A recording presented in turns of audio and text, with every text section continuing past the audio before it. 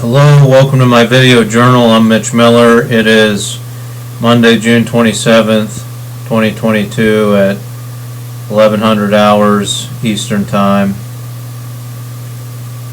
Been sick the past 4 days, so I took the day off work today.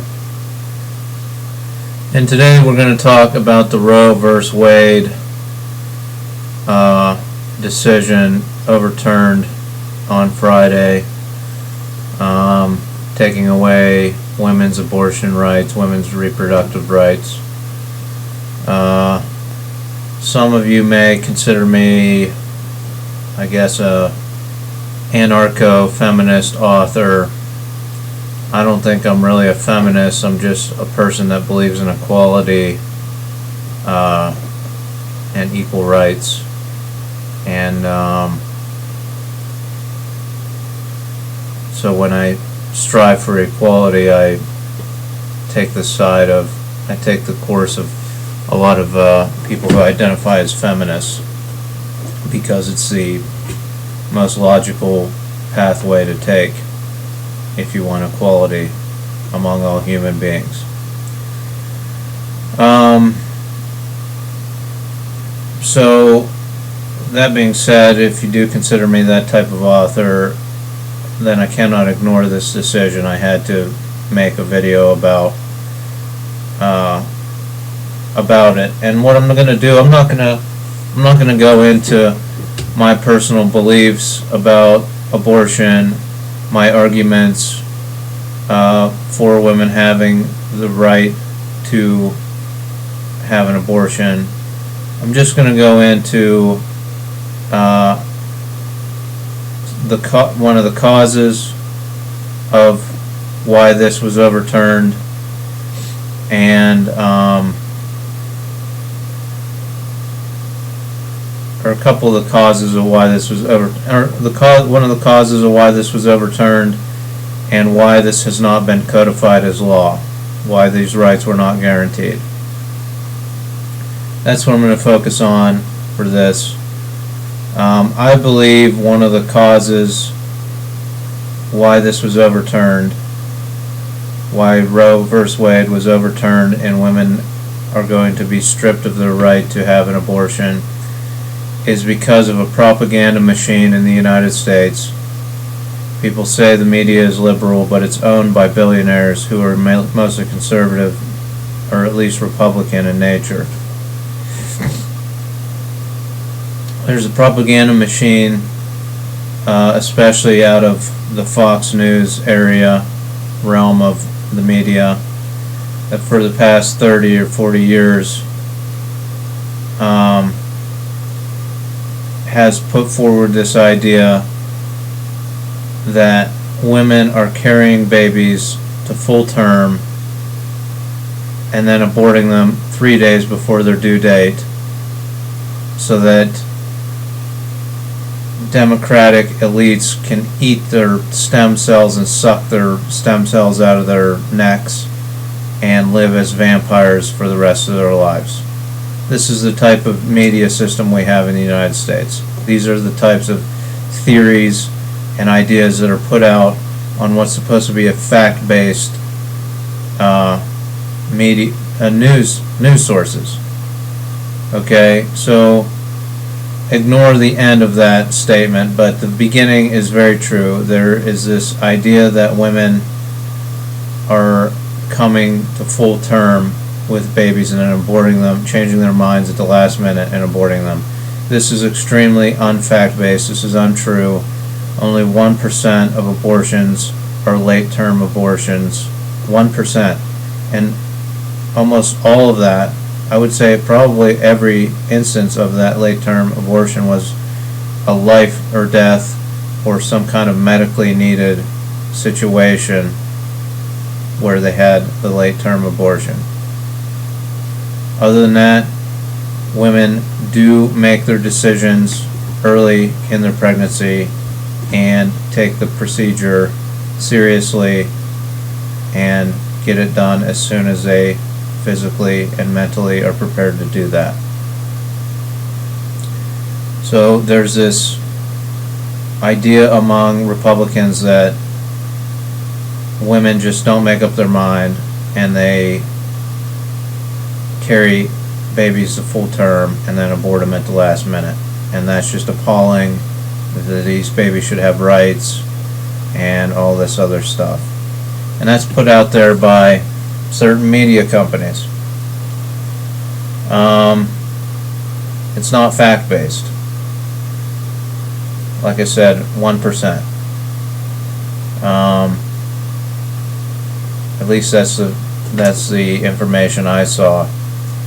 So, I hope that abortion clinics have kept good facts and numbers on this information so that we can present it in a fact-based manner. And it should be. So how do you rectify that situation? Well, I propose it. Elect me as the chairman of the FCC. We'll have an accreditation system of fact-based news sources. Fox News will no longer be able to be called Fox News, so people cannot turn it on to watch the news. It'll have to be called Fox Opinion, or they will be heavily fined, which will be decided democratically by the populace, voting on how much their fine should be for each instance they put out opinion-based news. They can be called Fox Opinion, but they will no longer be able to be called Fox News. Validating people turning on the news, the evening news, to watch when you refer to news, it's supposed to be fact-based. So that's one step we can take, or find an FCC chairman that wants to do the same things that I want to do, or similar. So that's one aspect of why Roe versus Wade was overturned. I've heard the arguments from people in my own family that they seem to believe that women are taking pregnancies to full term and then aborting them in the last few days. And that's what's appalling to most Republicans. How this idea is put out there, that's my theory, is that it's these so-called news sources putting it out there. So now, why we had 50 years? Why is Roe versus Wade? Why is abortion and reproductive rights not codified in every state legislator and on the federal level? Well,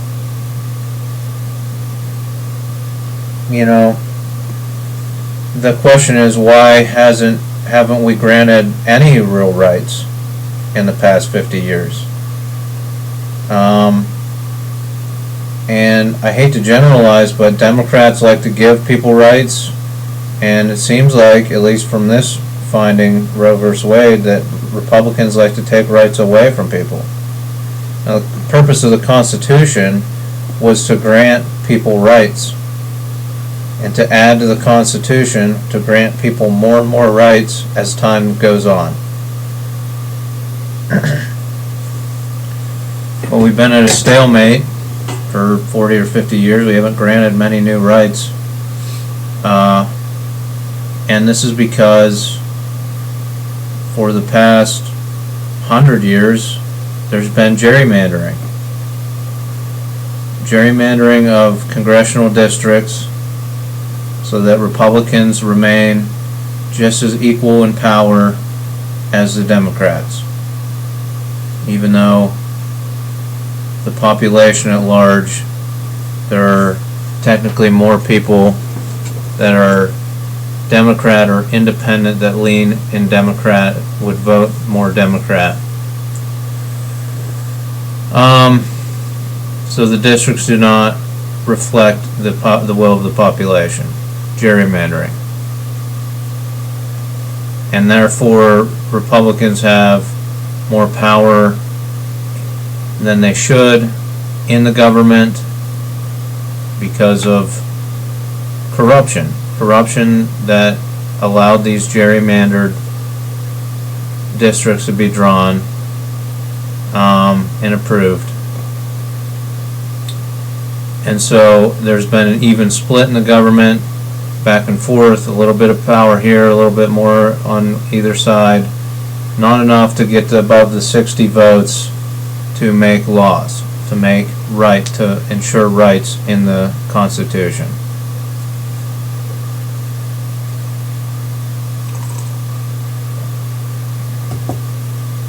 So how do we fix that?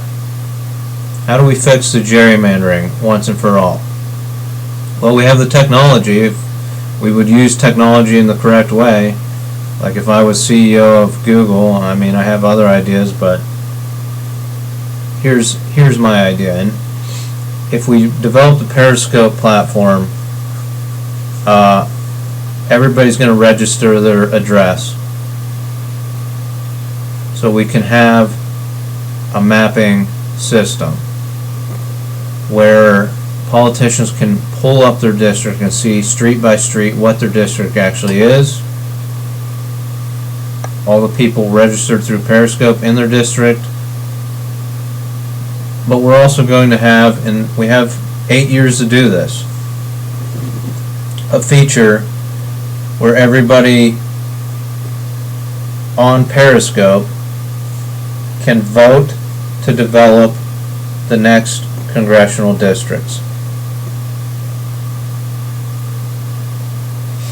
And what we're going to do is we're going to have a vote, and I've seen this broken down on one of my social medias.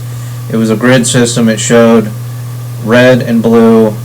Here's how you would fairly break down congressional districts, and here's how they actually are broken down. So we're going to have, what do you think the most fair way to break down congressional districts is? Is this more fair, or is this more fair? So that's going to be a vote, so that we can agree that it should be even representation. And that's the point, is that these congressional districts, they draw them so that there's favoritism for the Democrats, favoritism for the Republicans in certain districts. The point of it should be that you should have an even split. Since we have a two-party system, we're not getting away from it anytime soon. There should be an even split of Republicans and Democrats in a district. Then it's just up to the independents, right? If every Republican, every Democrat comes out to vote, then it's up to the independents and how they vote, Republican or Democrat, to decide the district. So it really empowers those independent voters. But it also empowers just people who vote more. If Republicans get out and vote more, then they could win the district. If Democrats get out to vote more, then they could. It's an even, equal split. My idea for congressional districts is that we move forward and we draw up these districts, and my idea is a pie wedge that comes out of cities like Pittsburgh that's already split into 3 pie wedges because of the 3 rivers. But maybe even more pie wedges around Pittsburgh, so that these politicians don't just have to pay attention to farmers or landowners in one district and city people in another district. They have to deal with all the issues. City, suburbs, country. Goes out from there. Why wouldn't we want our politicians to be well versed in every issue instead of just concerning themselves with certain demographics? So we draw these districts using the mapping system, and this is why I was talking about Google. What we do is, because we don't have a consensus of why or how we should draw these districts. So let's take it down to the basic idea. If you were a politician back in the 1800s on horseback,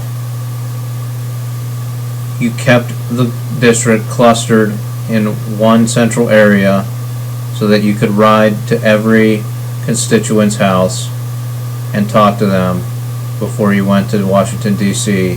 to pass law. That's kind of the idea of congressional districts, right? So we draw these districts, and if we have a GPS mapping program like Google has, but other companies have it,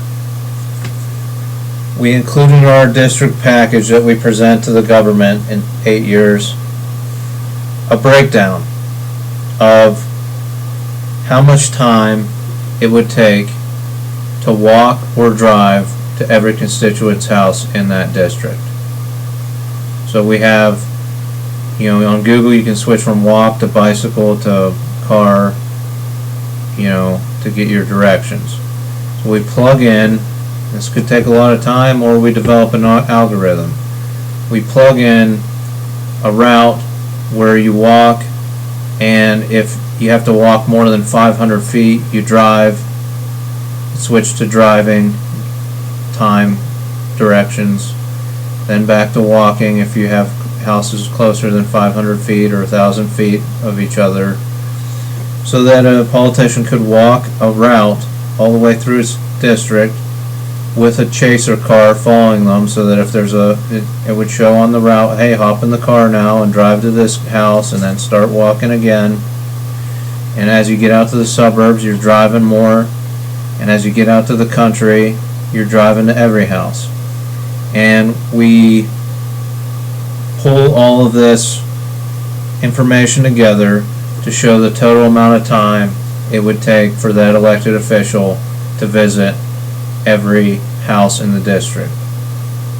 And that's how we justify these pie wedge districts, where there's equal Democrats, equal Republicans, and then a mismatch of independents and the lesser parties. And we justify it in that way. We say, here's how much time it would take to visit every house here, but on these huge districts out in the countryside, to drive to every house, it would take 2.5 days longer to visit every house. So this is why we're drawing districts in this way. You can visit 100,000 people in, I don't know, I have no idea how long this is going to take. So we'll say in 1 month you can visit 100,000 people, and out in this district, this huge swath of district, it would take you a month and a half to visit the same amount of people. So our justification for these districts is that the elected official could actually meet in person with every constituent in their district. And that's our justification. It's not the mail system, the email system, the telephone robocall system. And we can nullify some of these, like the robocalls that everyone hates, and say you could actually meet with, when the Congress goes into recess, you could actually go and walk and drive and meet every constituent. You don't need to robocall us anymore. We want to meet you face to face and look you in the eye and hear what you have to say and tell you what our complaints are. Just like my pistol dueling form of modern warfare, wrestling match, pistol duel, modern warfare. You look your enemy in the eye, you look your opponent in the eye, and you try to win the battle. You don't hide 2,000 miles away and send a rocket attack into some unknown town. I mean, that's basic warfare. Is how it started, with swords and spears. You looked a person in the eye and you fought them.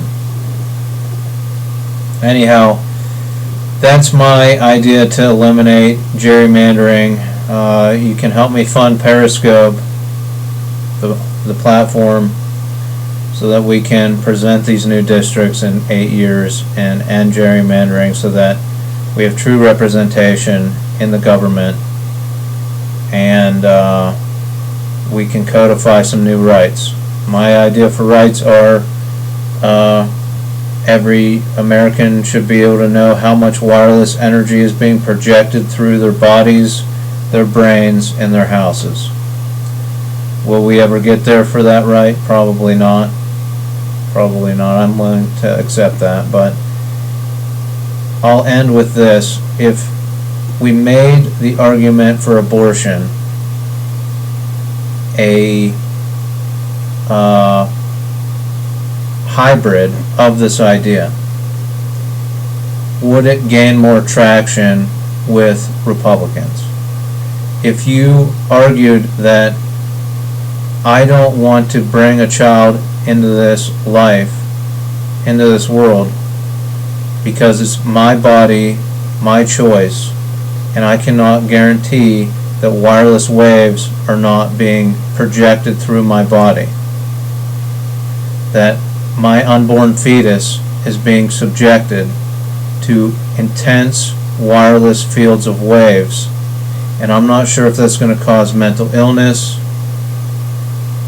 tumors, brain development challenges, and you can't give me one city where I can go where there are no wireless waves. There's nowhere for me to go unless I want to live way out in the woods where they build a radio telescope, which is unfeasible for huge portions of the population. So you have to let me be able to abort this baby, because I don't believe that I should have to subject my child, my unborn child, to wireless waves. And you don't protect me or my body from these waves. You haven't done due diligence to prove that these waves are totally safe. And I can actually, when I'm in a city center, can actually hear the wireless waves, the intensity of those in my ears. That's not normal. I shouldn't be able to hear something that's supposedly totally safe for human bodies. So that's my suggestion as an argument that might get some of the fringe element conservatives on board with it. You know, yeah, you're right. We shouldn't force people to bring babies full term when we live in an environment like this. Who knows? It's something to think about. It's something to consider. It's an argument to consider. So that's my Roe vs. Wade video journal today. Thanks for watching. Join me on Wednesday when I challenge 4-star generals to pistol duel and go on about the Republican Party and how they're the party of kings.